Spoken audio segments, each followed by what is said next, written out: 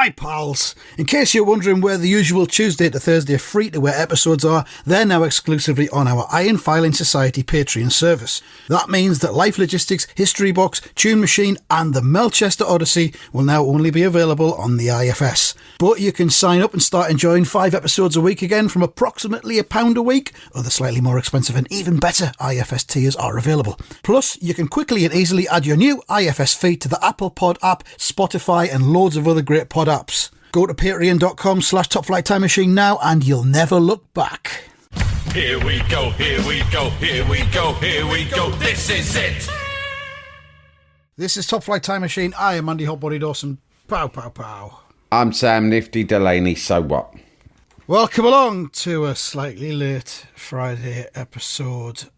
In the words of Gerald Ford, when he was inaugurated as the President of the United States, our long national nightmare is over. Yeah, I mean, I don't know why I'm laughing, because that just about sums it up. It has been one long national nightmare. I feel I've been trying to convey that to my kids who have no memory. Yeah. I mean, one of my kids has literally only lived under the yoke of conservatism, and the other doesn't. The jackboot. The other one doesn't remember her first 3 years, which would have been under Labour. But I was just trying to say the little things. I was like, I took him out for breakfast this morning. Neither of them went in. Well, one I gave the morning off, and the other one wasn't in school today. She's been on work experience all week. And I woke up early. I went to bed at 4:30, and I woke up at 7:30 because you know pre-wake where you have a little wake, but it happens for a split second, and your brain tells you no, it's not getting up time yet, right? Yeah. The pre-wake happened at around 7:30, and like a child on Christmas morning. Even though I'd gone to bed, all upright in bed. Yeah, I just had to immediately look at the news because I wanted to stay up later than 4:30, but I couldn't manage it, and I thought I had a couple of things to do today, including a VAT return. Oh, God. And I thought to myself, fucking hell, that's a punishing chore on a day when I've had me 8 hours. So I went to sleep, but then it's like you woke up, you go, I have to see, because you knew there'd be a few more extra surprises. I knew that there'd be bits and bobs like MPs going. I think Morden went just before I shut my eyes and drifted off. Yeah. I stuck around till 5:30, so I was just after 5 when it was confirmed that we had a Labour government, and then just after that, Rees-Mogg went. And stood next to a man whose face was a mask made out of baked beans. Lovely. And then cut away from that straight to Keir Starmer's, speech. So oi oi, which I think was how he opened it, wasn't it? In the Tate Modern as well. He was in the Tate Modern. Size of the ceiling. He opened a fucking can of Madri, and it was warm and it fizzed all over him, and he just shouted oi oi. And everyone there shouted oi oi back. And that's the last thing I remember. Well, after that, he pulled a rope and then a big curtain came down, and they'd assembled a massive banana slide from the very top of the Tate Modern roof all the way down to the bottom in that massive entrance bit. I've forgotten what it's called. Oh, Mandelson came down it on his tummy. Mandelson was the first one down. Yeah. Shouted, let's fucking have it. Let's have it off. Oh. So that was good. Yeah, let's all have it off, shouted Mandelson. Yeah, and everyone's and Sam was a bit like, whoa, Pete, come on. Not yet. Let's rein it in a little bit. Yeah, we were all fucking buzzing, but come on, let's not ruin it. But then that thing you said, you got up. I got up and I'd been awake from 11 this morning, and I didn't realise until after 12 that Liz Truss had gone as well, which is brilliant. Superb. So good. It's a national nightmare. I mean, that's what my wife and I were trying to convey it to the kids. And my son really got it. My daughter, I was like, I was trying to talk her through the little things in life that had been affected, that are so normal to her that she doesn't realise you have to live that way. Like the way everything's so fucking insanely expensive, right? Yeah. or the way that like if you can't get a dentist appointment, or a GP driving test, or if you want to see the GP, it's like a massive deal. She doesn't just go, I'm feeling a bit under the weather, I've got to go to the doctor. She knows that that's not a realistic thing to say. So she's like, I don't know if I'll go. I'll try and get an appointment. I'll see if I can go in a couple of weeks, whatever.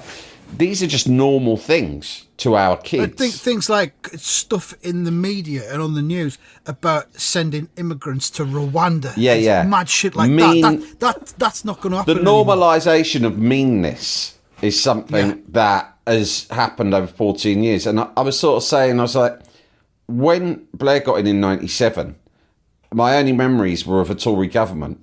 And so my only idea of what a government was a sort of a bad news organisation. So if you watch the news, if the government were mentioned at all, it would always be something bad and negative. It would always be the government have announced new measures to stop immigration. The government have announced an increase in interest rates, right?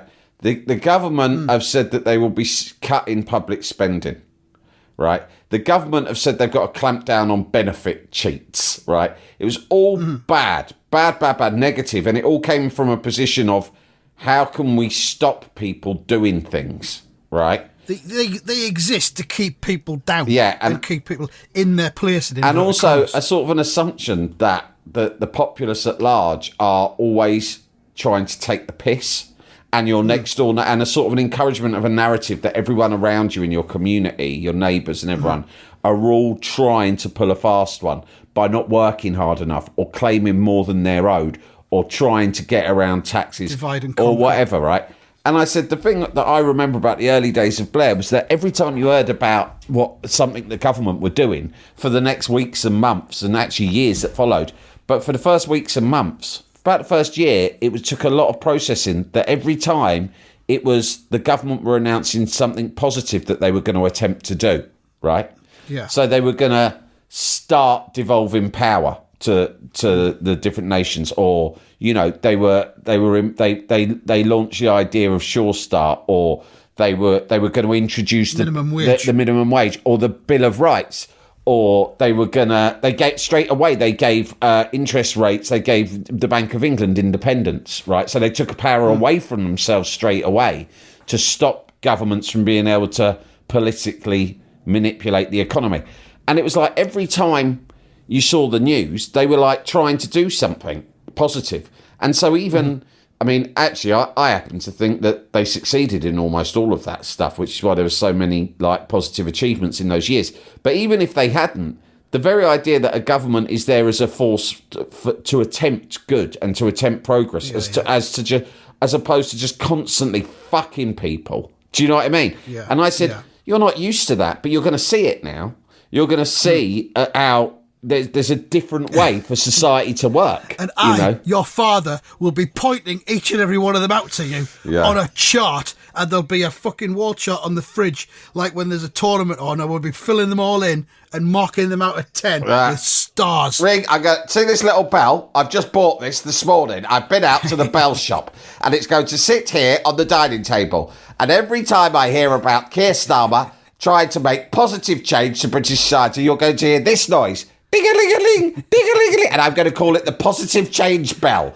And all of you will, whatever you're doing, will have to march downstairs and line up in front of me, right, and say thank you, Father, and thank you, Keir Starmer. And you will smile. You will smile. No, they actually are. I was happy to know that my kids were happy about change. Do you know what I mean? They're excited about change, but.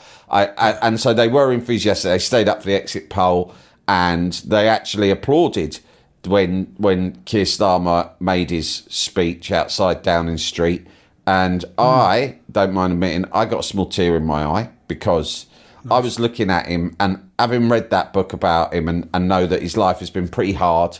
He didn't have an easy childhood in many ways. He's a normal bloke. He's one of us. Do you know what I mean? He's a normal bloke. After all those years of being ruled over by those public school guys, right? There's a guy, and he looked he's a complete ego-free zone. I feel that all of our political leaders for a long time have been egomaniacs, and actually Blair was an egomaniac as well. Oh, Blair, but I mean, Starmer is way more in the Brown. Yeah, he's more like a guy. He's a Gordon Brown. He's very smart, and he's there to get things done. But yeah, and he wants to get things done, which actually Brown probably was hamstrung by a little bit of indecision and inability towards the end of his reign. Starmer's not like that. If you look at Starmer's whole life and career, the guy's like a fucking machine, right? He just is moving forward at all times. He never stops, and he's only about getting things done. He's not in. He hates politics with the campaigning. He hates rhetoric, right? He hates bullshit, and he doesn't do fanfare. But the thing is, he doesn't have a big fucking ego. He's just only there to get shit done. It's why he almost quit over that by-election a few years back, because his attitude was, well, if I'm not taking us forward, then there is no point in my being here. And actually his missus and his campaign team talked him out of it, because they said, well, these are the bumps in the road that you have to experience. You don't start making overnight changes, right? And so it's just nice to have someone who's just like not in it. I felt that all those Tory leaders, possibly with the exception of Theresa May, I'm not letting her off the hook because she weren't that much cop either, but I think all of the others, you felt as if it was just part of some fucking career plan that they'd probably made up when they were still at school, and there was a sense of entitlement and a sense of politics as a type of show business or celebrity. Well, especially with Johnson. Johnson basically wanted to become Prime Minister because Cameron had beforehand. Yeah. And he saw Cameron as his underling. As his schoolboy rival. Yeah. Together. Yeah. But I felt they were all like, look at me, I'm Prime Minister, rather than like what Starmer keeps saying is public service, which is what politics should be about. Yeah. It's one of the reasons that I've always said I would never be a politician. Right? I mean, obviously no one would have me now, but once upon a time, a bit about that and a bit about public service needs to be taken deadly seriously. And to a large extent, Andy, I'm not a serious person. You're not a serious man. And that's to your credit. We can't all be the same. I'm like, I have serious beliefs that I hold dear about certain things. But when I look at people like Keir Starmer or Gordon Brown, right, you think, these people are completely and utterly committed to serving others through their ideas. So even if you don't agree with them, right, even if you wouldn't vote for them because you don't believe in their ideas, that's fine. But they're committed, decent public servants who are trying to make people's lives better. Now, you know, if you're someone who doesn't like their politics, then you might say, well, they're not going to make people's lives better. And that's fine. That's a political debate, but they're people who take it as human beings. They're fucking decent and they're serious and they take public. Well, you know, like, so I myself, I could imagine being very passionate about, for instance, wanting to reform and properly fund the NHS. But then I could imagine, I thought you were going to say peanuts. Some days I'd be really serious about it, and I'd have a very impassioned meeting and be really open to like researching the options and doing what needs to be. And then the next day I might not have slept that well, or I just might want to eat peanuts and watch like Dick Turpin. And that's not good enough. It's not good enough. No. You need people like your Keir Starmers of this world who are fucking on it. They are on this shit all the time. Anyway, I saw him when he made his speech. He had this brief moment where he got this big, I think, boyish smile on his face, right? And his parents, he didn't get on great with his dad, but he did love him. And he was really always proud of the fact that he was this working class boy made good. Do we know what his dad did? No, I don't know what his dad did for a living. I'm going to do some digging. I'm going to take to the microfiche. I'm going to go to the library over the weekend and see if I can find anything on the microfiche. But, you know... Yeah, get back to us on that. He was proud. Like, when he became... he went to university, first person in his family to go to university. Then he becomes a lawyer and, and then he becomes a KC, and then he's knighted. And now he's Prime Minister. And at every turn, he wanted his parents to be proud of him because, of course, it means more to someone like him. Do you know what I mean? Because you've triumphed over a certain amount of odds, right? And he's done it just through hard work, not because Cameron or Johnson who sort of breezed into these roles. Do you know what I mean? And I sort of think he had this brief moment. He doesn't have an ego. I don't think he's in it for celebrity. Quite the opposite. I think he hates it. But this smile went across his face where he looked at his wife and then I don't know why, I was being soppy. I sort of thought to myself, I bet he's thinking about his mum and dad and how he wishes they were there to see what he'd done and how far he'd come. And anyway, then I cried. But I wasn't big sobs. It was a couple of tears rolling out the corners of my eyes. It's a massive thing. I was thinking back through history and everything, and this is only the second time Labour's taken power since I was 17 months old. It's only the second time they've taken power since you were born. You know what I mean? Yeah, that's 97, right. 97 and now. That's it. And I'm practically 50. And it's fucking you're incredible. 50. It's hard. It's hard for a Labour government to get elected. Well, I mean, you know. Anyway, did you enjoy the coverage? Did you, like me, surf through all 4 channels a lot during the evening? I kind of didn't. I can't stand Laura Kunnersberg, so I couldn't do BBC One. Yeah. The Channel 4 thing, there was Rory Stewart was there for one thing, but there was too many of them, and they were just talking over the top of each other. And Anne Widdecombe was there, and I was Sky News. Were you lucky? Sky News Were you lucky enough to be watching Channel 4 when Nadine Dorries was losing her marbles? I didn't. I missed that. But I that assume you've seen the clips. Have you seen the clips? I've seen back? bits of stuff. Yeah, I saw it as it happened, and my jaw dropped. I couldn't believe it. Right, it was like she's like a character from like a sketch show. Right. Yeah, this is why I couldn't watch it. Why? This is a serious business. I know. I know. People got a lot of fun out of it, but I couldn't. Well, it was just it was just astounding. Like Alistair Campbell was winding her up a bit, and I personally think, okay, she's actually quite troubled and volatile, right? And Alistair Campbell, I think, was very subtly goading her into losing her shit. And he did it. And I thought that was a bit unfair, because I thought it's a little bit like shooting fish in a barrel, right? So when he's gone to her, you really need to get over Boris, right? She's gone, I think that's sexist. And I sort of felt a bit of sympathy for her at that stage, because it was embarrassing. But then 5 minutes later, she's gone all coy, and she's swinging around in her chair and blushing because she's got a text whilst on air from Boris Johnson. And she's not being like discreet about it. She's going, and Laura, and what's her name? You know, Emily Maitlis. Maitlis has gone, is that a text from Boris Johnson? And she's giggling like she'll go, yeah. Wow. I can't tell you what's in it though. And she's going, what's she said? I can't tell you, it's a secret. And she was literally blushing and started swinging. 5 minutes earlier, she'd been going bananas like she was going to swing for Alistair Campbell. And then 5 minutes after that, she's flounced. People predicted it on Twitter. She just fucking flounced off. She just fucked off home. Yeah. Yeah. My first thought there with that text would have been, no, she didn't. That's not bullshit. A text from Boris Johnson. Bullshit. Yeah.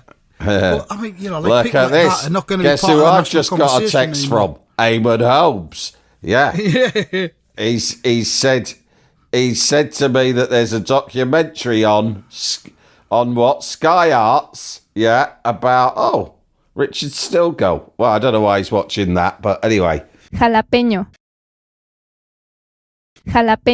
But people like her are not going to be part of the national conversation anymore. They're not serious people. Politics should be a serious business. Politics should be boring. Yeah. You know, stuff should be going on that we either don't know about or don't care about, as long as it's for the greater good. Yeah. We shouldn't be having fucking... Basically, the whole thing with Farage last night finally winning a seat. And I personally don't think the threat of reform is as great as people are making it out to be. That was the most annoying thing about the coverage, mate. Flush. It's the fucking denouement of the Tory psychodrama that's been playing out for over a decade. Yeah. And it's whirled up around Brexit and everything, and that's that can only sustain itself for so long before it dies away. So I don't know what the Tory party does now. If they do lurch to the right, then that will be idiotic, because fucking elections are won in the centre ground. When parties, what we know is when parties lose badly, either of the main parties, what they do is they commit a form of self-sabotage, and then have to subsequently spend a number of years in the wilderness. And that is what I expect them to do. They instead of thinking we need to move more to the centre to get back the votes that we lost to the Lib Dems and Labour, which is the only way we can build a coalition to threaten power again, What instead we're going to do is obsess over the fact that Reform took some of our votes and conclude that we weren't right wing enough. Exactly like Labour did. I mean, Brown, who was more to the left than Blair, got booted out for a variety of reasons, probably just fatigue by that stage. And actually, he didn't really get booted out. It was more or less a draw that year, right? Then so they put Ed Miliband in charge because Ed Miliband as the most left wing proposals of the candidates, right? Then they lose again. So then they go, well, we'll double down on it and we'll get fucking Jeremy Corbyn. We'll go further left. And we all knew, I mean, right-minded people knew how that would go. And that's what, one of the main reasons we ended up with 14 years of austerity and corruption, right? Because the Labour Party committed self-sabotage. But now I expect the Tories will do the same. I mean, don't forget, the last time this happened, they elected Hague, then they elected Ian Duncan Smith, and then Michael Howard. So and then they had a choice. Now they Mordaunt's gone. Fucking a lot of for the dads. A lot of the candidates have gone, haven't they? So they are down. There's not many kind of centrist Tories of any profile left. Jeremy Hunt managed to cling on. It looked like he was going to go. Oh, I thought he'd gone. I thought he'd gone. No, he won. Oh, okay. James Cleverly is a guy who I've met a few times. He came on the much missed Sam Delaney's news thing a couple of times, and we actually got on. Arrested. He's from Essex. He's not one of these traditional kind of Eton boys. He's more your Commonwealth Garden Essex Tory man, right? And obviously didn't have any agreement whatsoever politically. But he's as cunts go, he's not one of the bigger ones. So I wonder whether it could be him. But anyway, who cares? Let's hope they just fucking implode. Did he keep his seat as well then? Perhaps he did. I think he did, yeah. I think he did. Yeah, I didn't see him in the list of the ones that went. I mean, the list was long, like Gillian Keegan, Theresa Coffey. Yeah. Grant Shapps.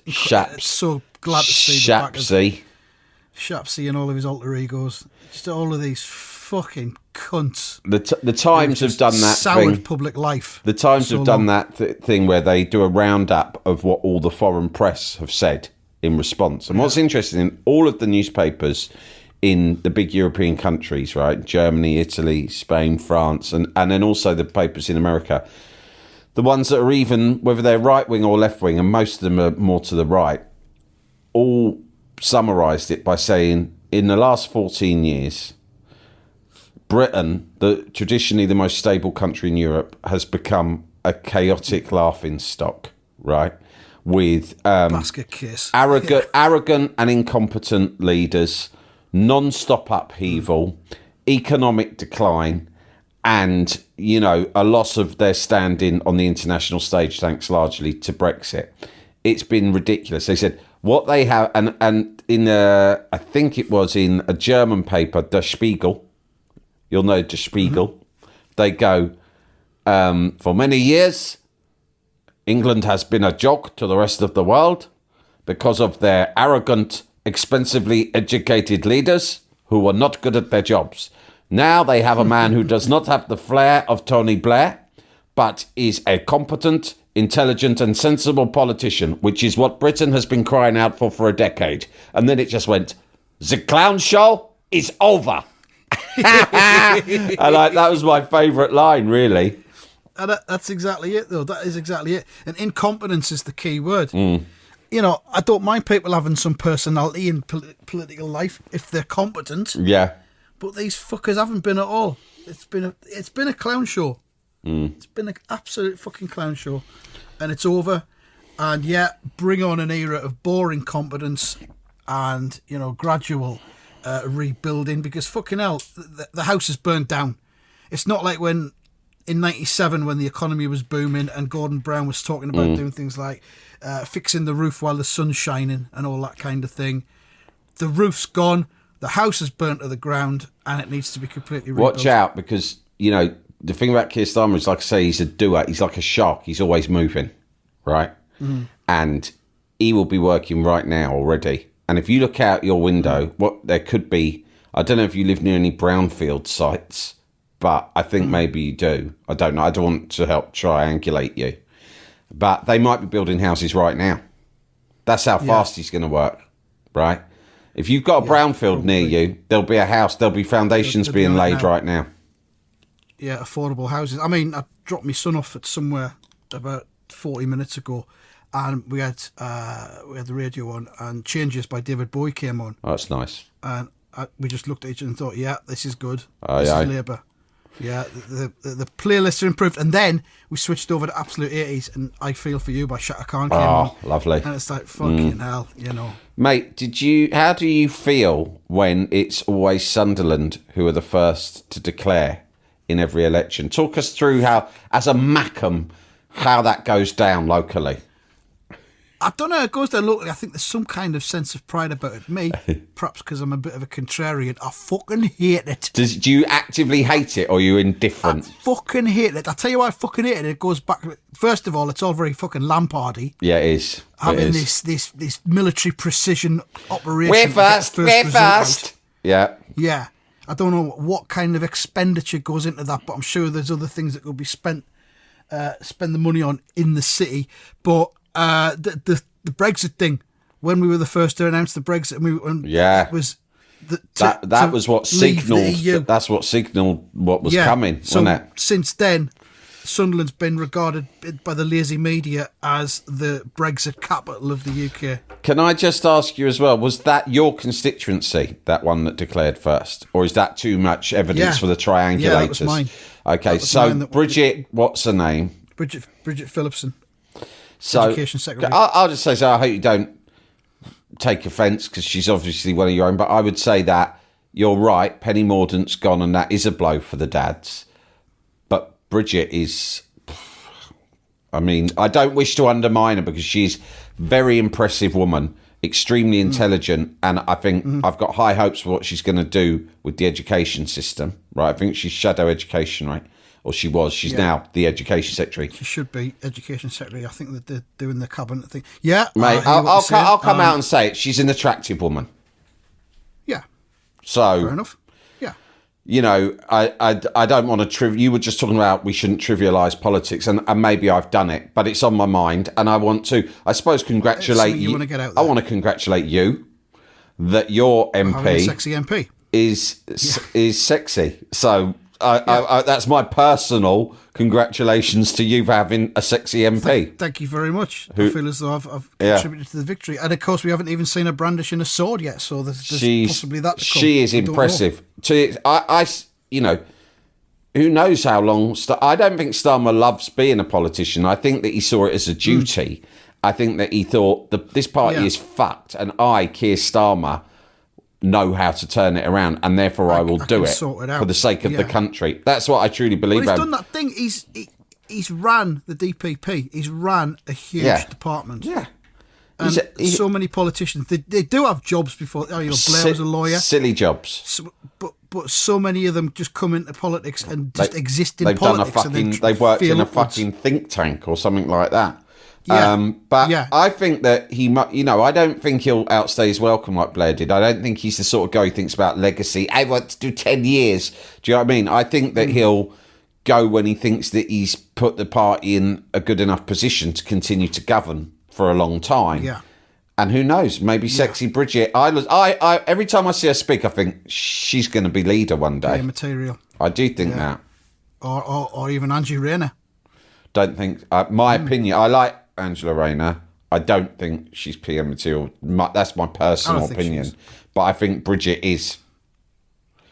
And maybe Rachel Reeves, who I think is really clever.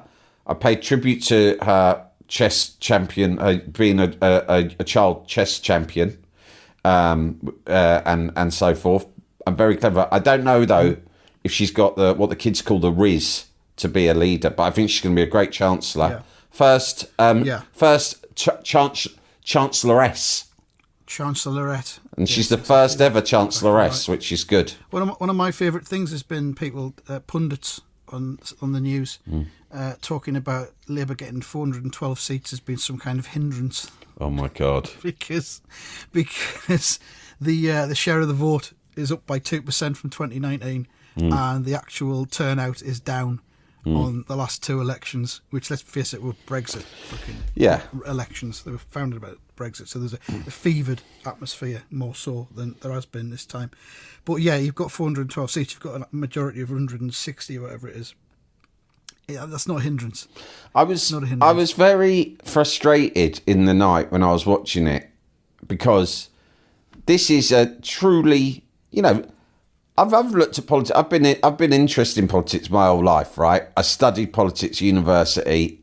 I'm fascinated by elections, and I think that, by any measure, this election result is, one of the most seismic of like the last 100 years, right? Comfortably, it's incredible, because it's not just that size majority. Hardly ever happens anyway. It's once in a generation. But I think it's the Tories' worst performance since the beginning of the Corn Laws. Yeah, and 1940 or something like that. And in any circumstances, that's incredible. But coming from where Labour were at, where after the last election in 2019, people said Labour might literally cease to exist, right? To have come from that. So this is an unbelievable story. So why was it that all night most of the broadcasters were talking about only reform? And as it turned out, the exit poll said they were going to get 13 seats. At the beginning of the night, they had all the reform guys wheeling into the studio going, yeah, we're going to be the opposition. We're taking on Labour. This is a political earthquake. They got 4 fucking seats. And I swear to God, the people on all of the broadcast platforms were talking more about this result as a triumph for reform than they were for Labour. Labour had just won one of the biggest majorities in the history of British politics. They got 4 seats. The Green Party got the same number of seats. I don't think I've heard anyone talking about the Green Party. Exactly. Right? Exactly. And why was that, Andy? What did you think the same? And why? Yeah, well, it's been the narrative for like fucking 15 years, hasn't it? Well, Farage has been around poisoning the fucking water. Yeah. He's been treated as this cheeky chappy character. Why did the media at any time? Why did the media want to turn this into the story? They've dropped it now because they realised that around 5 a.m. that the story that they wanted, because I believe they wanted it as journalists. I'm not saying they all wanted for reform to win. It's the whole rolling news narrative. It's exciting. It's a fucking quirky story, and this Labour government isn't going to be an exciting narrative. Yeah. It's not going to be quirky. You're going to have to find somewhere else to get your fucking kicks from. Yeah. For your 24-hour rolling news and your fucking endless radio phone-ins and all that kind of thing. Yeah. Because, there's not going to be the fucking mass hysteria that we've had since at least 2015 when Brexit kicked in. The era of Johnson and all that's fucking finished now. You're not going to have all of that psychodrama. Yeah. It's over. But that thing about Labour getting 2% more share of the vote than they got in 2019, fuck me, that says a lot about the state of the campaign in 2019 and the people who were running it. Yeah. Because this time, they've targeted the seats they needed to get. Yeah. They've sat back on the ones they knew they were going to get. Yeah. And they've played a fucking blinder. Yeah, because they've got much less resources to the Conservative Party, a lot less money. And so what they did was they applied their resources and their troops accordingly, and that's why they've ended up. It's called fucking politics. And the fact that people, not just Conservatives, more people on the left, your Owen Joneses of this world, were trying to pick holes in one of the greatest fucking election performances of all time is sad. Yeah. But I thought that Keir Starmer's speech was interesting in as much as he's trying. He sees his job now partly to just like basically stop, the divisions and kind of try and have the country come together to work out a route out of the mess we're in. I loved that bit where he said, whether you voted for Labour or even if you didn't, and especially if you didn't, I want to tell you that I'm here to govern for you. Yeah, I just think that's wonderful. I think that's what I think. I think that he's trying to build a party that is of the nation. I think he's trying to build a Great Britain party or a United Kingdom party, so we get rid of all these tribalistic ideas. And by the way, I'm well aware that we talk very tribalistically about politics, right? I suppose that's just the way things are. It gets you passionate, and you end up talking about or thinking about it a bit like you do about football sometimes.